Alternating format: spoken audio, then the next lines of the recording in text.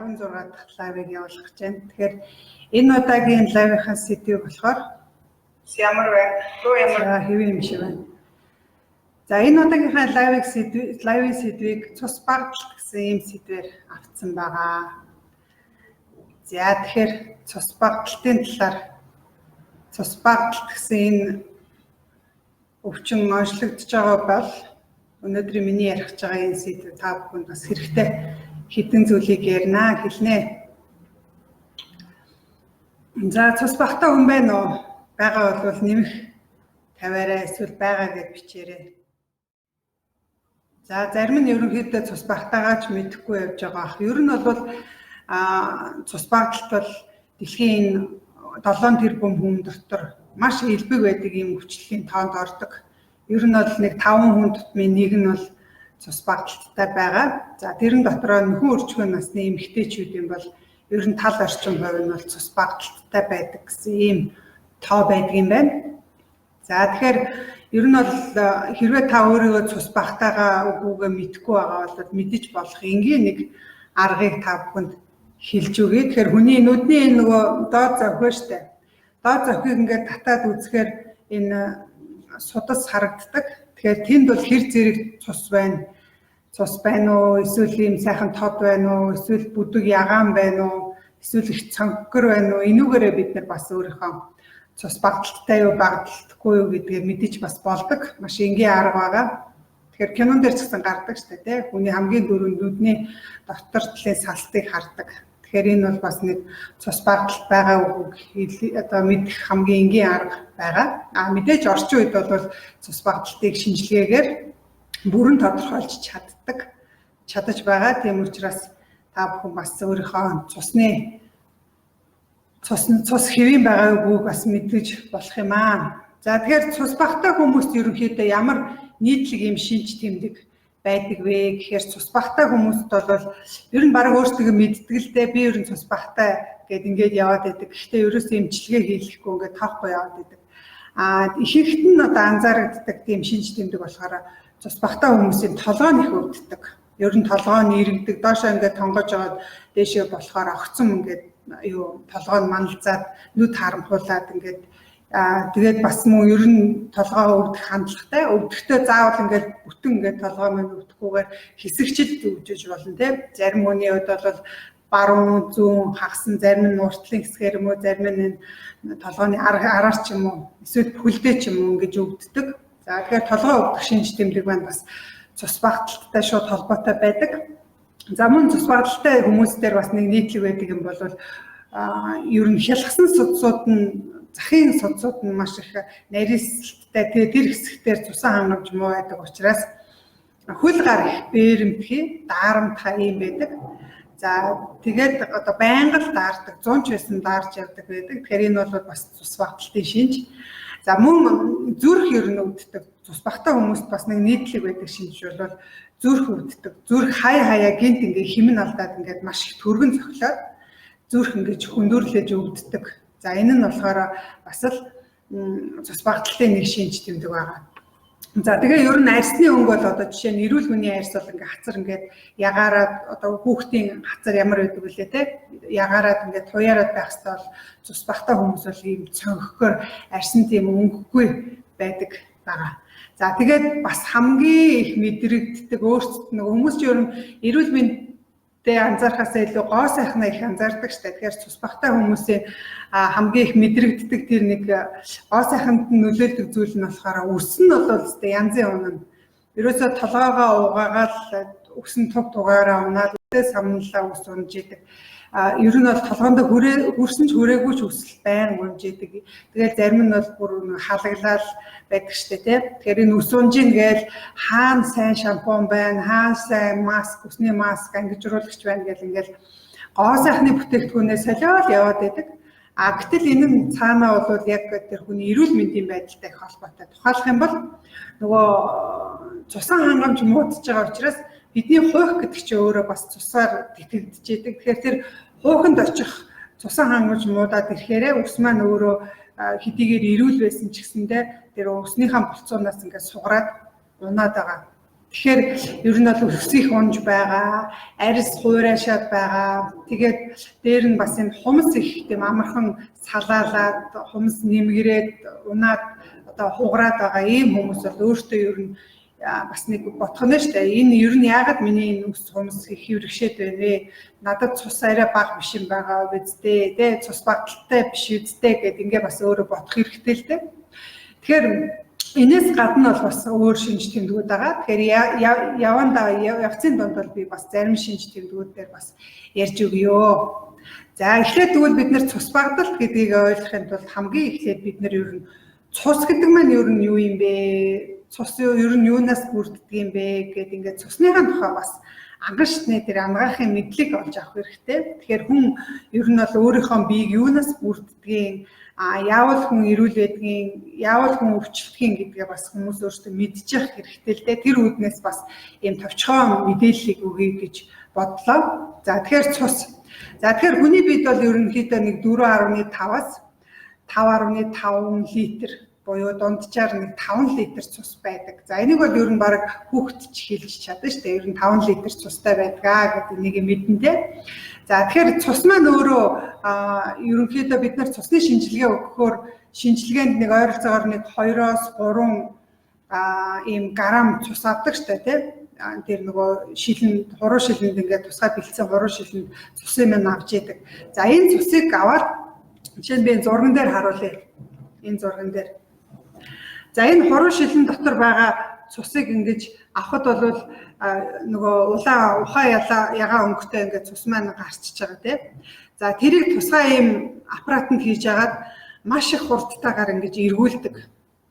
За ингээд эргүүлэхээр юу болдгоо гэхээр юу цусны маань өтгөн хэсэг нь доороо тунж үлдээд шингэн хэсэг нь бол дээрээ ингэж ялгарч гараад цус маань ерөнхийдөө ингээд хид хідэн үе болоод ингээд салчиж байгаа. За энийхэн дараа бол шинжилгээг бол юу яг тэр үзүүлэлтүүдийг нь гаргаж авдгаа гэсэн үг байна. Тийм ээ. Тэгэхээс биш яг бидний нөгөө суцсан байгаа тэр цуснаас бол үзүүлэлтийн юу шууд гаргах боломжгүй. Эхлээд бол заавал ингэж ялгадаг байна. За ингээд энэ цусууд маань өөрөө нэг хідэн хэсэг байна.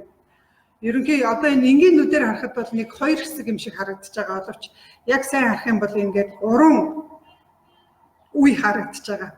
За энэ дээдлийн энэ шаргалтаж харагдаж байгаа энэ хэсэг маань болохоор бидний цусны шингэн хэсэг. За энийг нь болохоор цусны плазм гэж нэрлэдэг. За монголоор болохоор цусны сивэн гэж нэрлэдэг тийм. За тэгэхээр цусны сивэн гэдэг маань ерөнхийдөө бол энэ цусныхын ойролцоогоор нэг 50-аас 55%-ийг нь за нэг тал орчим хувийг эзэлж байгаа үстэй. Энэ зурган дээр харахад ч гэсэндээ тийм тал орчим хувийг нь эзэлдэг байх нь энэ шингэн хэсэг маань. За энэ сивэн маань өөрөө болохоор ихэнх нь бол ус байдаг.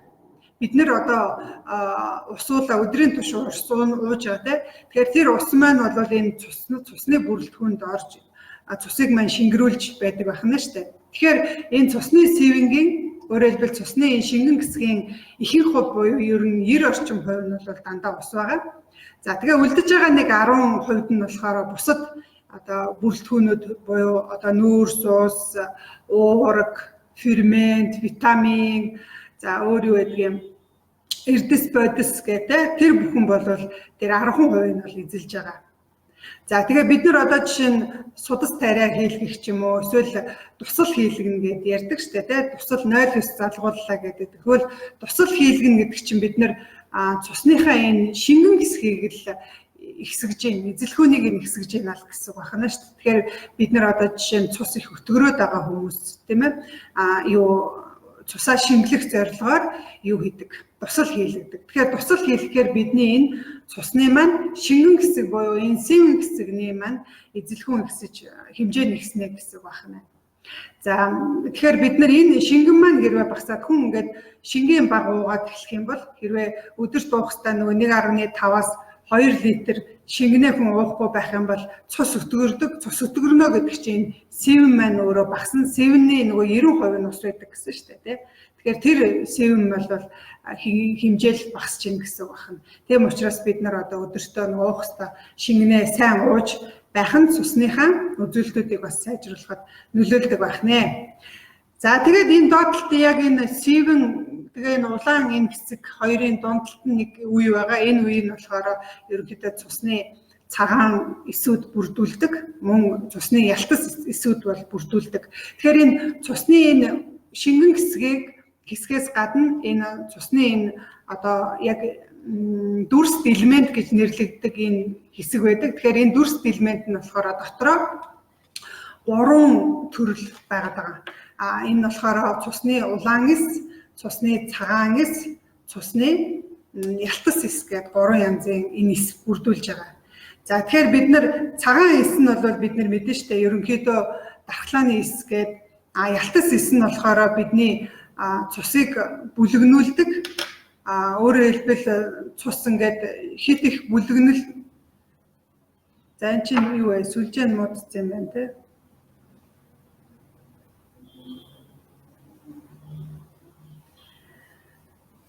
Гаццсан байна уу? Хүмүүсээ бичээрэй.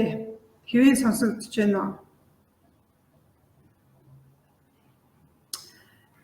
Интернет болохоор дахин холбогдно гэж бичиг гараад ирсэн байна. Ганцаараа бах ярьсан юм шүү дээ. Интернетийн холболт муу байна гэж байна шүү дээ.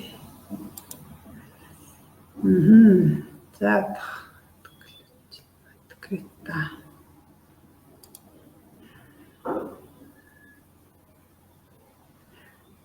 За хэвийн сонсогдож байгаа бол би үргэлжлүүлээд явчих.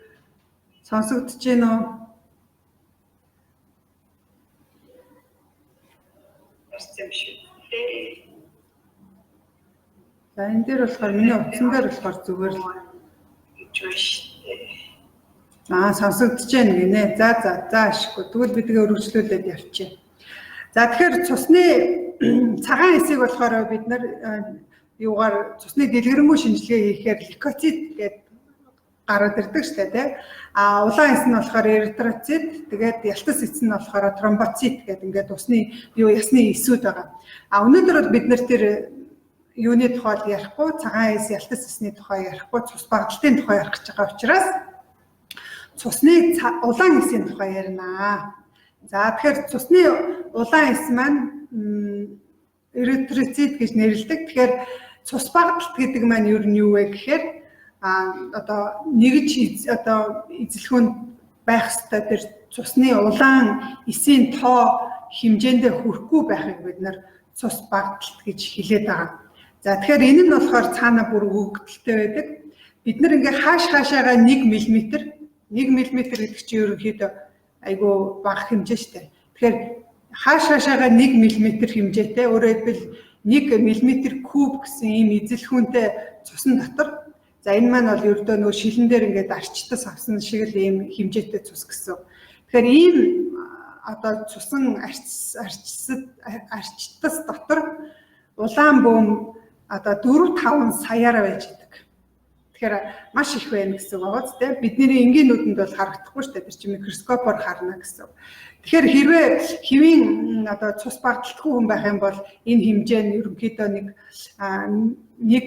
мм куб эзэлхүүнтэй цусны дотор 4.5-аас 5.7 ийм сая улаан эс байх юм бол энэ хүний цус бол хэвийн байна гэж үздэг. Гэтэл энэ нь одоо жишээлбэл 3 ч юм уу тийм эсвэл 4.5-аар хүрэхгүй 4 ч юм уу эсвэл 2 ч юм уу ийм болоод ирэх юм бол энийг цус багталтай гэж онцлдог байх нь шүү дээ. За тэгэхээр бид нар ерөнхийдөө бол шинжилгээ, цусны дэлгэрэнгүй шинжилгээгээр бол энэ цус багталт байгаа үгүй бол маш сайн тодорхойлох юм боломж байгаа. За тэгэхээр бидний энэ улаан эс маань ерөнхий хэлбэрийн хувьд бол яг ийм зээрэнцэг шиг диск ийм хэлбэртэй. Бусад биеийнхээ эсүүдээс ялгаатай нь болохоор эсүүд бол дотроо ийм бөөмтэй байдаг бол энэ улаан эс бол тийм бөөмгүй байдаг. За тэгээд улаан эс маань өөрөө ерөнхийдөө нас нь бол их бас нэг тийм урт биш. Ойролцоогоор нэг эс улаан эс бол нэг 3 сар 4 сар орчим наслаад тэгээд өхөөд тэгээд дахиад шинээр улаан эс бол ингээд төрөөд идэг байгаа. Тэгэхээр бид нэр ээжээсээ төрөхтөө байсан тэр цус бол одоо байхгүй гэсэн үг шүү дээ. Ерөнхийдөө нэг 3-4 сар тутамд бол бидний цус маань бол байнга шинжлэгдэж идэг. Улаан эс бол байнга шинжлэгдээл байж идэг гэсэн үг байна, тийм ээ. За тэгэхээр энэ улаан эс дотор болохоор одоо юу гемоглобин гэдэг нэртэй юу гэдэг молекул гэдэг. Тэгэхээр бид нар цусны дэлгэрэнгүй шинжилгээгээр эритроцит гэдэг үзүүлэлт байдгаас гадна цусны гемоглобин гэдэг үзүүлэлт байдаг тийм. Тэгэхээр энэ гемоглобин гэдэг энэ үзүүлэлтээр нь бол бас цус багтал байна уу байхгүй юу гэдэг бас тодорхойлж болдог. Тэгэхээр цусны нэг улаан эс болгонд ойролцоогоор 300 сая гемоглобин гэсэн ийм молекул бол агуулгаддаг юм байна. Тэгэхээр хэрвээ гемоглобины хэмжээ багасаад байх юм бол ерөнхийдөө цусны нөөц багасж байна. Улаан эсийн тоо одоо цөөрхнэ гэж одоо цус багталд явагдах нэ гэдгийг бол ерөнхийдөө оншилж болдог байгаа. За гемоглобины хувьд бол өөрөө энэ гемоглобин маань үндсэндээ нэг төмөр, тэгээд нөгөө талдаа бол уурга газ бүрддэг. Глобин гэдэг уурга, өөрөөр хэлбэл төмөр болон одоо уурга хоёр нийлээд гемоглобины молекулыг бол үүсгэдэг гэсэн үг байна, тийм ээ. Тэгэхээр бидний цусыг бүрдүүлэхэд бол төмөр гэсэн энэхүү эрдэс байдас бол их чухал үүрэгтэй болох нь бас харагдаж байгаа бах. Ер нь бол цус багталтыг хийхдээ голчлоод одоо ихэнх хувь нь бол төмөр дутагдлын цус багталт бол эзлээд байгаа шүү дээ. За мөн B12 витамины бас дутагдлын цус багталт байдаг. Гэхдээ хамгийн их түгээмэл байдаг нь болохоор төмөр дутагдлын цус багталт байдаг байна. За гемоглобин нь болохоор ямар үүрэг гүйцэтгэдэг вэ гэхээр бидний одоо бид нар ингээд агаар амьсгаллаа. Агаар амьсгалангууд бидний одоо хамраар хүчил төрөгч орж ирээд, уушгаар орж ирээд тэгээд бидний цус руу орно. За ингээд цус руу орсон хүчил төрөгчийг тэр гемоглобин буюу одоо тэр цусны улаан бөм дотор байгаа молекулууд маань тэр хүчил төрөгчтэй маш хурдан ингэж нэгдээд тэгээд түүнийг өөрөө ингэж өөртөөгөө одоо холбоод тэгээд эд эс болгон дээр очиж тэр хүчил төрөгчийг ингэж хөргөж өгдөг ийм зөөвөрлөх үүргийг бол гүйцэтгэдэг гэсэн. Өөрөөр хэлбэл нэг гемоглобин маань нэг одоо хүчил төрөгчийн тэр молекултай бол хамт ингээд нэгдээд тэгээд нэг стай авчиад байгаа. Дараагийнх нь авчирна. Тэгэхээр бидний энэ гемоглобин бол бидний амьсгалан агаардах хүчил төрөгчийг хүний бүх эд эрхтэнд эд эсүүдэд бол аваачиж хүргэдэг юм зөөвөрлөх үүргийг гүйцэтгэдэг их чухал юм үүрэгтэй. За нөгөөдөгөө бид нар агаар амьсгаллаа эргээд тэр эс маань одоо биеийн одоо чинь илэгний ч вэ нү, нүдний ч вэ нү, зүрхний ч вэ нү эс маань тэр хүчил төрөгчийг аваад дараа нь нүрс төрөгч болгож ингэж гадагшлуулж байгаа тийм. Өөрөөр хэлбэл хийн солилцооны үр дүнд нүрс одоо хүчил төрөгч маань нүрс төрөгч болж хуурж байгаа. Тэгэхээр энэ ялгаруулсан одоо тэр хэрэгцээгүй хийг болвол бас л нөгөө гемоглобин маань өөртөө холбож наагаад буцаад цусны урсгалаар явсаар хагаад уушгинд очиод ингээд уушгины одоо тусламжтайгаар гадагшлуулаад ингээ амьсгалаар маань гадагшлуулдаг гэсэн. Ингэж бидний биед бол хийн солилцоо явагддаг байна. Тэгэхээр гемоглобины тоо хэрвээ хэвийн хэмжээндээ байх юм бол бид орж ирсэн хүчил төрөгчийг эд эстэй бол ингээ сайхан зөөвөрлөл аваачаад өгөөд байдаг. Гэтэл хэрвээ гемоглобин маань өөрөө цөөрчих юм бол тэр нөгөө хүчил төрөгч бид нар амьсгалж байгаа ч гэсэндээ тэр хүчил төрөгчийг аваачиж эд эсэд хүргэж өгөх энэ явц маань өөрөө доголдно гэсэн. Тэгэхээр эндээс болж юу үүсгэх вэ гэхээр хүний бие махбод маань хүчил төрөгчийн дутмагшилт одоо дутагдалд хамгийн түрүүнд бол ордог байх нь. Тэгэхээр цус багталт нь бол шууд утгаараа бидний биед ингээд сөрөг нөлөө үзүүлэхээсээ илүүтэйгээр бусад ингэж байдлаар бол амин насанд хүртэл аюултай байдалд бол хүргэдэг. Тэгэхээр хамгийн түрүүнд бид нэр цус багталтай хүмүүс цус багдж байгаа гэдгээ ер нь хүн хамгийн түрүүнд мэддэг тэр эрхтэн бол хүний толгой тарих. Ягаад гэхээр тарих өөрийнхөө өдрийн турш тэр үйл ажиллагаагаа явуулахын тулд бидний эзэн хоол хүнсний энерги байна те бидний ер нь цусны эргэлтийн 20%-ийг нь бол зөвхөн тарих ашигладаг. Тэгэхээр таны эзэн хоол хүнсний ихэнх нь одоо 20% гэдэг чинь бол нэлээд их хувь байгаа. Өөрөө массын хувьд бол тарих бол хүний биетэй харьцуулахад маш бага хувийг эзэлдэг мөртлөө хамаг их эрчим хүчийг, хамаг их цусны эргэлтийг, хамаг их хүчил төрөгчийг тарих өөрөө дангаараа ингэж хэрэгэлдэг гэсэн үг. Тэгэхээр хэрвээ цусан дахь хүчил төрөгч багасаад ирэх юм бол нөгөө тарих маань яг хүчил төрөгчийн дутагдалд орж ирнэ гэсэн үг шүү дээ, тийм ээ. Тэгэхээр бид нэр агааргүй одоо хэдэн минут байж чадах хүн ер нь. Тэгэхээр ер нь агаар ингээд муудах юм бол ерөөсөө тарих манараал тархины үйл ажиллагаа шууд одоо дутмагшилд орно гэсэн үг байна шүү дээ. Тэгэхээр ер нь хүн бол одоо нэг хамгийн дээдлээ л нэг 5 минут хүчил төрөгчгүй байвал те агаа одоо цуснд хүчил төрөгч байхгүй байх юм бол ерөөсөө 5 минутын тарих дараа гэхэд ер нь бол тарих хамгийн түрүүнд бол өгдөг. Тэгэхээр энэ нь юу гэсэн үг вэ гэхээр тарих маш их хэмжээгээр одоо цусны эргэлтийг шаарддаг, хүчил төрөгч шаарддаг эргэтэн болох нь бол харагдаж байгаа баха. Тэгэхээр ер нь цус багталтай хүмүүсийн хувьд бол энэ шинж тэмдэг их тод илэрдэг. Цус багталтай хүмүүсийн бол толгойн дандаа эргэгддэг, ухаалддаг. За тэгээд дээр нь толгой нь бол маш их өвддөг. Тэгээд инээсээ болоод байнга нөгөө нэг хүчин амдах им уудаг, ийм буруу зуршилтай болчдөг. Тэгэхээр хүчин амдах им бол шийдэл биш. Хүчин амдах им гэдэг бол зүгээр таны тэр өвдөж байгаа өвдөлтийг чинь танд мэдрүүлэхгүй болгож л одоо блоклож хааж байгаа болохоос биш, тэр цусны эргэлтийг нэмэгдүүлээд хүчил төрөгчийг нэмэгдүүлж байгаа арга бол ерөөсөө биш юм байна. Тэгэхээр бид нар бол ер нь бол тэр цус багталтай хүмүүс толгой тархин нүгдээд байх юм бол хүчил төрөгчийн хэмжээг нэмэгдүүлэх ийм арга хэмжээл бол хамгийн одоо аюулгүй байна гэсэн үг тийм ээ. За мөн цус багталтай хүмүүст хамгийн их илэрдэг нэг асуудал нь юу гэдэг вэ гэхээр зүрх өвддөг. Зүрх. За зүрх нь өвдөхдөө нөгөө бусад зүрхний өвчнөөс ялгаатай нь яаж өвддөг вэ гэхээр гин ингээд зүрх маш хурдан цохилоод зүрхний цохилт бол ингэж хурдсаад зүрх ингэж хөндөрлөж өвддөг. Тэгэхээр энэ нь яагаад тэгж байгаа юм бэ гэхээр нөгөө тархинд очих тархич өөрөө хялгсан судсуудаар ингэж тижээгдэж байгаа. Тэгэхээр тархинд очих нөгөө хүчил төрөгч нь багасаад ирэхээр зүрх маань биш тархи маань өөрөө зүрхийг ингэж хурдан зохилуулж нөгөө зүрхчээ өөрөө ингээд носоос эргэтэн тэгэхээр цусаа хурдан шахуулах гэж зүрхний цохилтыг олшруулдаг. Тэгэхээр зүрх ингээд цохилт нь олшроод ирэхээр цусаа их хурдан шахаад ирэхээр нөгөө тархинд очих цусны эргэлтийг хүчээр одоо нэмэгдүүлээд нөгөө хүчил төрөгчөө өөрөө хангаж авч яана л гэсэн үг байна шүү дээ. Тэгэхээр зүрх их дэлсээд хөндөрлөөд ингээд чичрээд өвдөд байгаа болоод энэ юу гэсэн үг вэ гэхээр тарих хүчил төрөгчөө авах гэж зүрхийг хурдан цохилуулж байна, зүрхний цохилтын тоог олшруулж байна л гэсэн үг байна.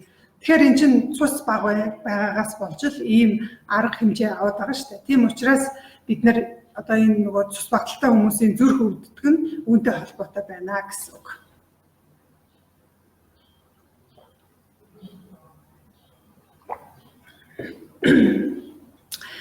За тэгэхээр цус багталт гэдгийг бид нэр одоо бүр цаад утгыг нь бол ойлгоод авчлаа шүү дээ, тийм ээ. Бидний одоо энэ цусны яг энэ өтгөн хэсэг дотор байгаа цусыг бүрдүүлдэг, цусыг улаан өнгөтэй харагдуулдаг улаан бөөм гэж байдаг юм байна. Тэр улаан бөөмийг нь эритроцит гэж нэрлэдэг юм байна. За тэр эритроцит нь болохоор олон сая гемоглобин гэсэн молекулаас бүрддэг юм байна. Тэгэхээр тэр гемоглобин нь хэрвээ багасах юм бол цуснд одоо тэр гемоглобины хэмжээ багасах юм бол бидний амьсгалсан агаараас хүчил төрөгчийг авч эд эсүүдэж хөргөж өгөх тэр явц маань саадтын байна гэсэн үг. Тэгэхээр бид нар одоо эндээс юу гэж үзэх вэ гэхээр гемоглобиныхаа тоог ихсгэх, эритроцитийн тоог ихсгэх юм бол цус багталт гэдэг өвчин маань алга болж болох нэ. За тэгэхээр бид дөрөв хэлсэн тийм ээ. Гемоглобин маань өөрөө ямар найрлагатай вэ гэхээр нэг талаас уураг, нөгөө тал төмөр энэ хоёроос бүрддэг гэж хэлсэн. Гемоглобины молекул маань уураг төмрөөс бүрдэнэ гэсэн. Тэгэхээр хэрвээ хүний бид төмөр одоо цусндтэй бага байх юм бол энэ маань гемоглобины тоог цөөхөд нөлөөлдөг. Эндээсээ болоод эритроцит маань цөөрөөд ингээд цус багталт үүсдэг байна. Тэгэхээр бид нэр төмөр дутагдлаас болоод цус багддаг байх нь. За ер нь бол цус багдалтын шалтгааныг одоо хэдүүлээ нэг жоохон ялгаад аваад үзчихье. Тэгэхээр цус багдалтыг бид нэр архаг хурц гэж хоёр үндсэнд нь хуваадаг. За хурц цус багдалт гэхээр гинтийн одоо ямар нэгэн осол аваар тийм ээ ямар нэгэн одоо бэртэл гэмтлийн үед хэрвээ арьс салтын бүрэн бүтэн байдал алдагдаад цус гадагшлах юм бол нөгөө 5 литр байх цус маань жишээ нь одоо 4 литр болдог ч юм уу 3 литр болдог ч юм уу те энэ тохиолдолд яг мэдээж тэр цусны дах одоо улаан бөмбөгийн тоо дагаад буурна эндээс болоод цус багталт үүсэж байгаа. За тэгвэл энэ тохиолдлоос өөр бусад тохиолдол нь болохоор архаг цус багталт гэж үзэж байгаа. За архаг цус багталт нь болохоор дотроо бас хид ингэж шалтгаантай байдаг. За энэ дотор одоо хоол боловсруулах замын янз бүрийн юм шархлаанаас болж бас үүсч болдог. Жишээлх юм бол ходоодны шархтай хүмүүс бага хэмжээгээр одоо цус ингэж байнга алддаг. За мөн бүдүүн гэцний юм одоо янз бүрийн шархтай, шулуун гэцний шархтай, тэ шамбрамтай ийм хүмүүсийн хувьд бол цусыг ингэж бага хэмжээгээр ингэж алдсаар байгаад тэр хүн бол цус багталтанд ордог. За ялангуяа эрэгтэй хүн бол яг ийм тохиолдолд цусаа нөхөж авч чадахгүйгаас болж шоконд орох, цаашлаад бүр амь насаа алдах тохиолдол байдаг. Тийм учраас хэрвээ одоо цус багталт байгаа тохиолдолд ходоод гэцний одоо ялангуяа бүдүүн гэдэс, шулуун гэдэс тэгээд энэ улаан хоолой байна, ходоод байна. Эдгээр эрэхтэнд шарах хэрвээ байна уугүй юу гэдгээ бас нэг тодруулах бол шаардлагатай байдаг. За мөн цусны бүлэгнэл муудах өвчин гэж байгаа. Тэгэхээр хэрвээ цус маань одоо жишээ нь бид нар ингээд гар хуруугаа эсгчлээ гэхэд 1 минутын дараа ч юм уу ингээд цус урсгаа болоод цус маань бүлэгнээд тогтдог байх хэрэгтэй байтал цусны бүлэгнэл муудсан хүний хувьд бол ингээд цус алдсаар агаад энэ маань цус багталтыг бол үүсгэж болдог. Ялангуяа мэлэгний одоо асуудалтай хүмүүсийн хувьд бол хамраас их цус алддаг те цус их гардаг. Тэгээд удаан хугацаагаар ингээд цус гарсаар агаад цус багталтанд бас ордог. Тэгэхээр ийм хүмүүс бас эмчит үзүүлэх зайлшгүй шаардлагатай байдаг. За мөн физиологийн хувьд бол эмэгтэйчүүд бол илүү ингэж нөгөө юунд цус багталтанд өртдөг. Яагаад тэгэхээр ерөнхийдөө бол нөхөн үржихуйн насны эмэгтэйчүүдэд бол ихэнх нь одоо бараг нэг 75% нь бол цус багталттай байгаа. За нөхөн үржихуйн насны эмэгтэйчүүд гэдэг чинь одоо жирэмсэн эхчүүд орно. За мэдээж энэ жирэмслэнэ гэхээр чинь бүхэл бүтэн нэг хүн одоо бүтээж байгаа учраас тэр ихийн өөрийнх нь бие махбодын хэвийн үйл ажиллагаанд байлгахад хангалттай цус байснаа дахиад шууд ачаалал орж ирж байгаа учраас цус багталт үүсдэг. За мөн хөхүүл эхчүүд байна. Тэгэхээр хөхүүл эхчүүдийн хувьд тэр нөө сүү үйлдвэрлэх гэдэг тийм ээ. Энэ нь бас цус багталтыг бол үүсгэж яадаг. За мөн одоо сарын тэмдэг ирдэг одоо эмэгтэйчүүд ялангуяа хэвийн хэмжээгээр биш зарим эмэгтэйчүүд одоо нэг 3-5 хоног биений юм ирээд хэвийн хэмжээгээр ирэхтэй байтал бүр 7 хоногоор 10 хоногоор биений юм ирдэг ч юм уу эрэхтэй бүр маш их хэмжээгээр ингэж ирдэг ийм эмэгтэйчүүдийн хувьд бол цус багталтанд ордог. За тэгэхээр энэний шалтгаанаа бас олох хэрэгтэй. Зүгээр ерөнхийдөө нэг дааврын өөрчлөлтөөс болж байна уу? Эсвэл одоо умаа дотор ямар нэгэн тийм хортой хоргүй хавдар байна уу те? Миомын үед бол бас их цус алддаг. Тэгэхээр хэрвээ ийм юу байгаа бол одоо эмгэг байгаа бол эмчид очиж бас энийг эмчлүүлэхгүй бол энэ нь бас явандаа цус багталтад бол хүргэдэг байна. За тэгэхээр үнээс гадна бас юу гэдэг вэ гэхээр ерөнхийдөө бидний одоо хүний биед байгаа тэр нөгөө 3 төрлийн цусны одоо ялтас цагаан улаан эднэрийн чинь үйлдвэрлэдэг тэр нь болохоор өөрөө хүний чөмгөнд байдаг.